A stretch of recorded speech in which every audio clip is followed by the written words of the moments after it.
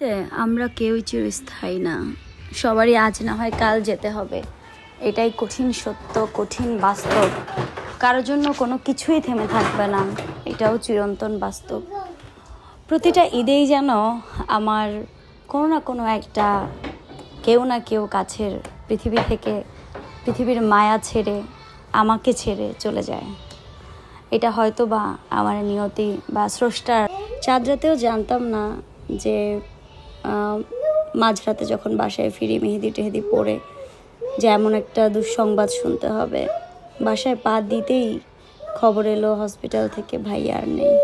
ছুটে গেলাম হসপিটালে, নিয়ে আসলাম ভাইয়াকে অ্যাম্বুলেন্সে করে। কলিজাটা ফেটে যাচ্ছিল, মনে হচ্ছিল পৃথিবীটা অনেক স্বার্থপর।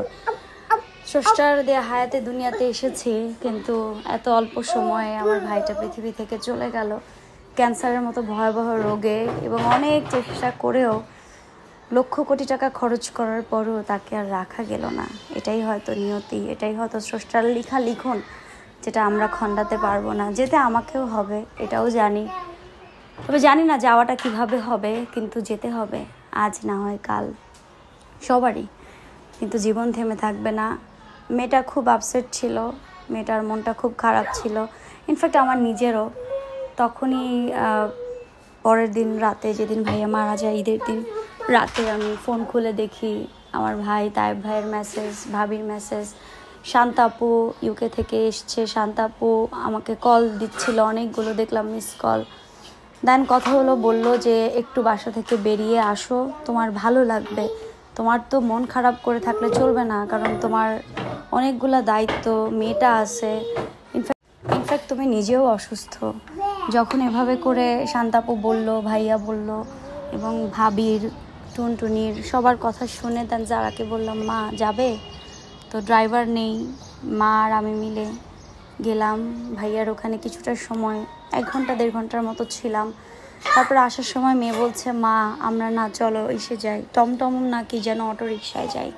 তারপর যারাকে নিয়ে অটো রিক্সা করে সেই মিরপুর ডিউএইচএস থেকে ঢাকা ইউনিভার্সিটি পর্যন্ত আসলাম। এসে বললাম, মা তুমি কি চা খাবে?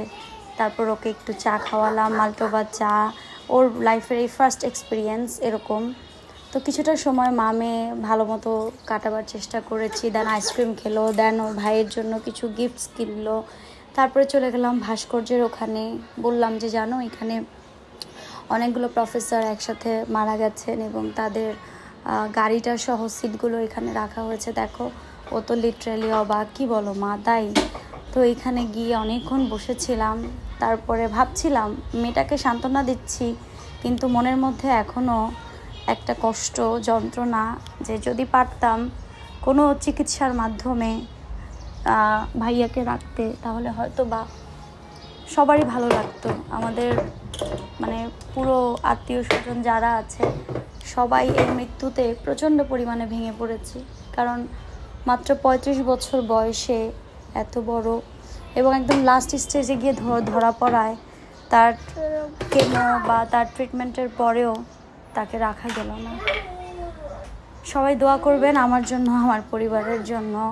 এখন আমার সুস্থ থাকাটাও অনেক জরুরি, mentally and physically, because of আমার রেসপন্সিবিলিটিস অ্যান্ড অনেক কিছুই। তো আমিও আমার ট্রিটমেন্ট শুরু করেছি, ইনশাল্লাহ সুন ইন্ডিয়া যাব। জানি না কি হয়েছে, সকলের দোয়া আশা করছি। এবং প্রত্যেকের ঈদ সুন্দর কাটুক। যত কষ্টই আসুক না কেন, জীবন থেমে থাকবে না, জীবন থেমে থাকে না। কষ্টকে বুকে ধারণ করে, লালন করে, বাহন করে দিন শেষে পথ চলতেই হবে। এটাই হয়তো নিয়তি, এটাই ভাগ্য। সবাইকে ঈদের অনেক শুভেচ্ছা। ঈদ মোবারক।